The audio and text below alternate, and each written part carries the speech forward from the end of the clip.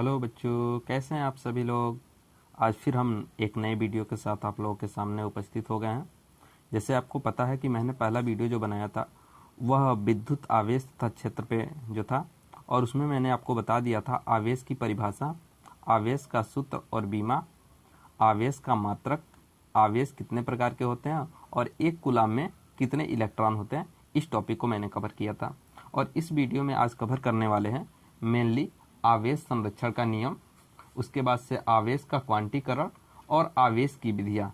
इन तीन टॉपिक को इसमें कवर करेंगे। इससे पहले वीडियो शुरू करने से पहले जो पिछले लेक्चर में मैंने बताया था उसको एक बार रिवाइज कर देते हैं ताकि आपको यह लेक्चर आसानी से समझ में आ जाए। तो ये देखिए, पिछले टॉपिक में मैंने क्या क्या बताया था आपको। तो पिछले टॉपिक में मैंने आपको बताया था आवेश का परिभाषा, उसके बाद से आवेश का मात्रक बता दिया था। तो देखिए, आवेश का परिभाषा बता दिया था। परिभाषा को एक बार अगर वीडियो आपने नहीं देखा है तो उस वीडियो को जाकर पहले देखिए ताकि यह लेक्चर आपको अच्छी तरीके से समझ में आ जाए। तो इसमें कुछ इंपॉर्टेंट पॉइंट जो उस लेक्चर में छूट गया था उसको एक बार डिस्कस करते हैं या फिर उसको एक बार रिवाइज करते हैं। ठीक, तो देखिए, आवेश का मात्रक क्या होता है।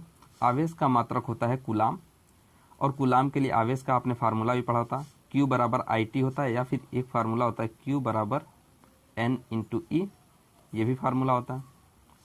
तो Q होता है आवेश, N होता है इलेक्ट्रॉनों की संख्या और E होता है एक इलेक्ट्रॉन पे आवेश। और एक इलेक्ट्रॉन पे कितना आवेश होता है, एक इलेक्ट्रॉन पे 1.67 गुणे 10 की घात -19 कूलाम। ठीक है, यह आवेश होता है। तो यहाँ से देखिए Q बराबर IT, I का मतलब हो गया धारा और धारा का मात्रक होता है एम्पियर, और T हो गया समय। तो यहाँ से देखेंगे तो एम्पियर और सेकेंड यह एक मात्रक आता है। ठीक है, उसके बाद से एक कूलाम की परिभाषा क्या होगी, तो इसी फार्मूले से बन जाएगा। एक कूलाम की परिभाषा, यह जो सूत्र है इसी फार्मूले से बना के देखते हैं। तो एक कूलाम की परिभाषा क्या होगा, किसी चालक में 1 एम्पियर विद्युत धारा 1 सेकेंड तक प्रवाहित हो तो उसमें प्रवाहित आवेश 1 कूलाम होगा। यानी कि देखिए यहाँ पे इस फार्मूले में 1 कूलाम क्या होगा, 1 एम्पियर की धारा प्रवाहित की जाए और कितने समय तक, 1 सेकेंड तक अगर प्रवाहित की जाए तो जो आवेश होगा वह 1 कूलाम के बराबर हो जाएगा। इसमें आवेश का पूछा जाता है कि आवेश का छोटा मात्रक क्या होता है, बड़ा मात्रक क्या होता है।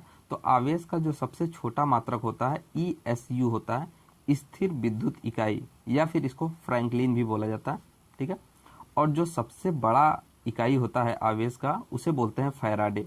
और एक फैराडे कितने कूलाम के बराबर होता है, तो 96487, या फिर इसको लगभग बराबर में इस कोई भी न्यूमेरिकल आएगा तो यह डाटा आप रख के सॉल्व करेंगे तो आसानी से हो जाएगा। तो इसको लगभग में मान लिया जाता है 96500 कूलाम के बराबर होता है। ठीक है, यहाँ तक कोई दिक्कत नहीं आया। अब देखिए, एक पॉइंट मैंने लिखा है यहाँ पे, आवेश पर चाल का कोई प्रभाव नहीं पड़ता है।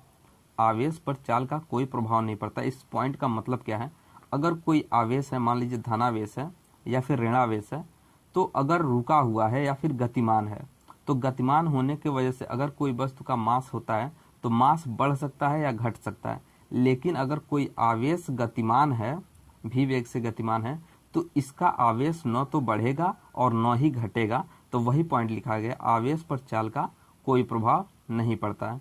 ठीक है, अब देखिए यहाँ पे जो आवेश लिखा गया है, 2 प्रकार के आवेश होते हैं, स्थिर आवेश और गतिमान आवेश।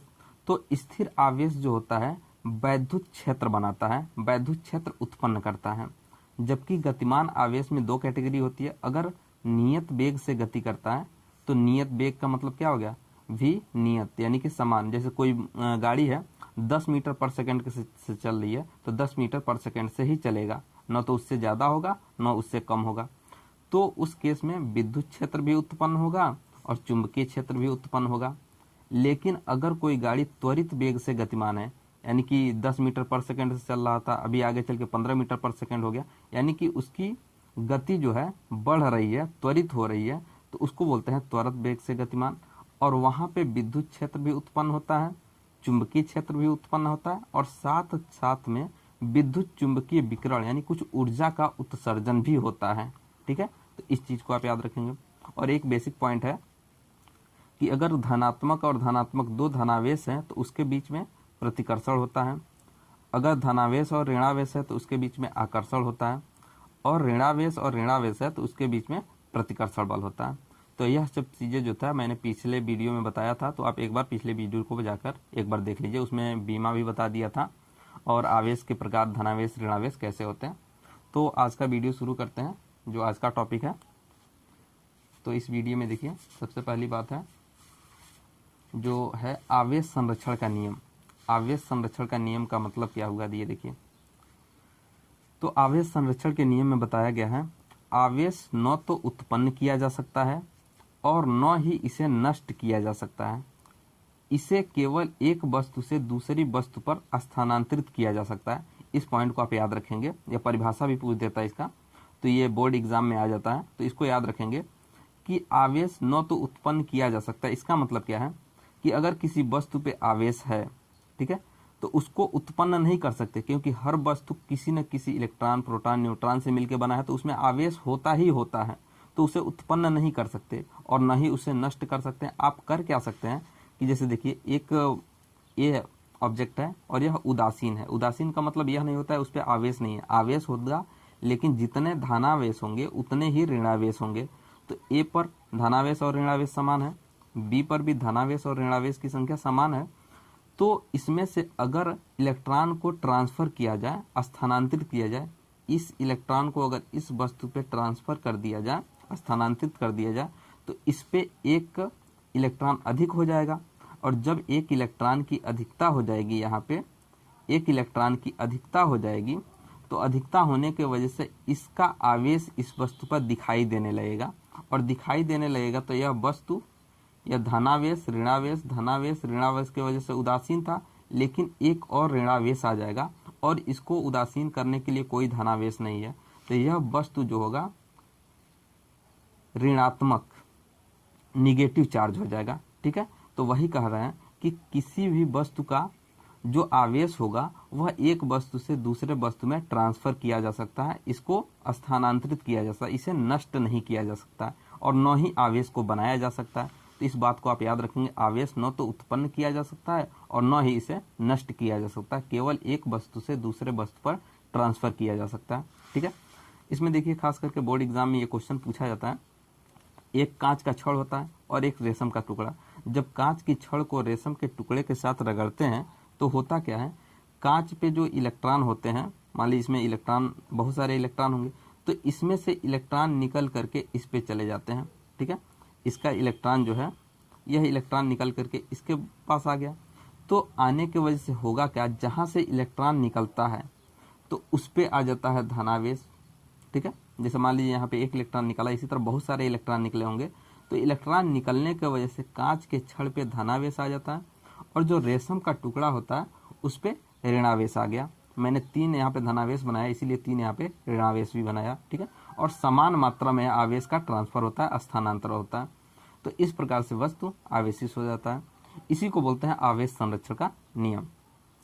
अब दूसरा जो टॉपिक है जिसको देखते हैं, आवेश का क्वांटीकरण। आवेश का क्वांटीकरण का मतलब क्या होता है, इसमें लिखा हुआ है, इस कथन का तात्पर्य यह है कि हम किसी वस्तु को जितना चाहें उतना आवेश नहीं दे सकते, जो भी आवेश देते हैं मूल आवेश के पूर्ण गुणज में देते हैं। इसका मतलब क्या हुआ कि आपको पता है एक इलेक्ट्रॉन पे कितना आवेश होता है, 1.67 गुणे 10 की घात -19 कूलाम होता है।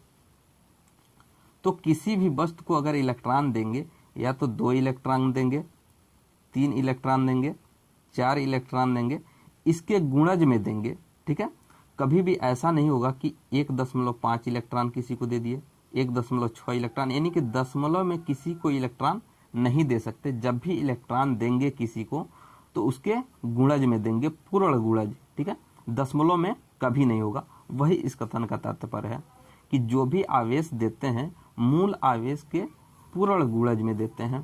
ठीक है, ये चीज समझ में आ गया। अब आगे बात करते हैं आवेशन की विधियां। किसी भी वस्तु को आवेशित किस प्रकार से किया जा सकता है, तो देखिए इस टॉपिक को, आवेशन की विधि में क्या क्या होता है। तो आवेशन की विधियों में खास करके 3 तरह से किसी भी वस्तु को आवेशित किया जा सकता है। पहला आपने घर्षण द्वारा उसमें देख लिया था, आवेश संरक्षण के नियम में कांच के छड़ और रेशम का टुकड़े में। तो तो उसमें देखिए क्या होता है कि आवेशन की जो विधि होती है घर्षण द्वारा, इस विधि में आवेशन की इस विधि में दो पदार्थों को आपस में रगड़ा जाता है। जब रगड़ते हैं, रगड़ने के बाद से उन दोनों वस्तु को दूर कर देते हैं। तो दूर करने के बाद से होता क्या है, अलग अलग और समान मात्रा में जो आवेश होते हैं वह उत्पन्न होते हैं। जैसे रेशम का टुकड़ा था यहाँ पे, तो जब हमने इसको रगड़ा था, क्योंकि घर्षण द्वारा यही एग्जाम्पल में है, तो जब इसमें रगड़ेंगे तो यहाँ पे देखिए अलग अलग का मतलब कांच की छड़ पे धनावेश आया और रेशम के टुकड़े पे ऋणावेश। अलग अलग मात्रा में और अलग अलग प्रकृति के समान मात्रा में आवेश उत्पन्न होते हैं। अलग अलग प्रकृति के मतलब एक धनावेश और एक ऋणावेश, और समान मात्रा में यानी कि जितने धनावेश उत्पन्न होंगे उतने ही ऋणावेश उत्पन्न होंगे। तो ये हो गया आपका एग्जाम्पल। तो इसमें घर्षण द्वारा जब होता है तो कांच का छड़ जो होता है, कांच का छड़ यह कैसा हो जाता है, धनावेश हो जाता है, पॉजिटिव हो जाता है। और जो रेशम का टुकड़ा होता है, रेशम का टुकड़ा, वह ऋणावेश हो जाता है। ठीक है। अब देखिए चालन द्वारा आवेशन। चालन द्वारा आवेशन का मतलब हो गया, इस विधि में एक वस्तु तो आवेशित होता है, जैसे एक वस्तु ए है और एक वस्तु बी है। एक वस्तु ए जो है यह आवेशित होता है, मान लीजिए इस पर धनावेश है, ठीक है, और दूसरा वस्तु जो होता है अनावेश होता है, यानी इस पर कोई आवेश नहीं होता है। तो जब इन दोनों को आपस में टच कराते हैं, दोनों को टच करा देंगे, या धनावेश और ऋणावेश, धनावेश और उदासीन को, तो इसमें से कुछ इलेक्ट्रॉन, कुछ धनावेश इसके पास भी चले जाएंगे। तो इस विधि द्वारा जो आवेशन होता है, और फिर दोनों वस्तु को अलग अलग कर देंगे तो दोनों पे समान मात्रा में धनावेश आ जाएगा। तो इस विधि को बोलते हैं चालन द्वारा आवेशन। ठीक है। चालन द्वारा आवेशन में मतलब क्या होगा, एक तो वस्तु होगा आवेशित होगा और दूसरा होगा अनावेशित। ठीक है। तो अनावेशित और आवेशित के बीच में जब दोनों में संपर्क करके रखेंगे तो समान मात्रा में आवेश दोनों पे उत्पन्न हो जाएंगे, तो इसको बोलते हैं चालन द्वारा। और एक होता है प्रेरण द्वारा। प्रेरण द्वारा का मतलब क्या हो गया, इसमें भी एक वस्तु जो होगा यह आवेशित होगा, जैसे मान लीजिए यहाँ पे धनावेश है। तो प्रेरण द्वारा का मतलब क्या होगा, यहाँ पे देखिए चालन द्वारा में इन दोनों को संपर्क में रखा जा रहा था, तब जाके आवेश उत्पन्न हो रहा था। लेकिन यहाँ पे होगा क्या कि जो दूसरा वस्तु होगा यह भी अनावेशित होगा। यह आवेशित है, आवेशित, और यह हो गया अनावेशित, अनावेशित। तो इसमें होगा क्या कि इन दोनों को संपर्क में नहीं लाया जाएगा। लेकिन आपको पता है कोई भी वस्तु अगर उदासीन है, अनावेशित है, तो उसमें समान मात्रा में धनावेश और समान मात्रा में ऋणावेश होते हैं, लेकिन वह दिखाई नहीं देते हैं। लेकिन जैसे ही किसी आवेशित वस्तु को उसके संपर्क में लाते हैं तो होगा क्या, यहाँ पे जैसे ही पॉजिटिव वाला, धनात्मक वाला आवेशित वस्तु इस वस्तु के पास लाएंगे तो टच नहीं कराना है, केवल दूर ही, संपर्क में नहीं रखना है। प्रेरण द्वारा मतलब हो गया थोड़ा सा दूरी पर रखेंगे, पास लेके जाएंगे, तो यहाँ पे धनात्मक वजह से यहाँ पे ऋणावेश उत्पन्न हो जाएगा। ठीक है। और इसके अपोजिट पोल पे यानी कि दूसरे तरफ समान मात्रा में धनावेश उत्पन्न हो जाएगा। और उसके बाद से होगा क्या कि यहाँ पे देखिए आवेशित कर दिया गया, और उसके बाद से क्या करेंगे, इस वस्तु में से किसी को अर्थ करके उसको इलेक्ट्रॉन को बाहर निकालेंगे, तो इस प्रकार से यहाँ पे आवेशन हो जाएगा। तो इसको बोलते हैं प्रेरण द्वारा आवेशन। ठीक है। आई होप ये वीडियो आप लोगों को पसंद आई होगी। अगर वीडियो पसंद आई हो तो वीडियो को लाइक करें, और चैनल पर नए हैं तो चैनल को सब्सक्राइब करें। अगर कोई डाउट है, अगर जो चीज़ नहीं समझ में आ रहा हो तो उस चीज़ को आप कमेंट बॉक्स में पूछ लीजिए, या फिर जो भी टॉपिक आपको नहीं समझ में आ रहा है उस टॉपिक का नाम बता दीजिए, मैं अगला वीडियो उसी से रिलेटेड बता दूंगा। ठीक है। और आपने अगर पहला वीडियो नहीं देखा है तो जाके वहाँ पे देखिए, ताकि यह वीडियो आपको अच्छी तरीके से समझ में आ जाए। Thank you.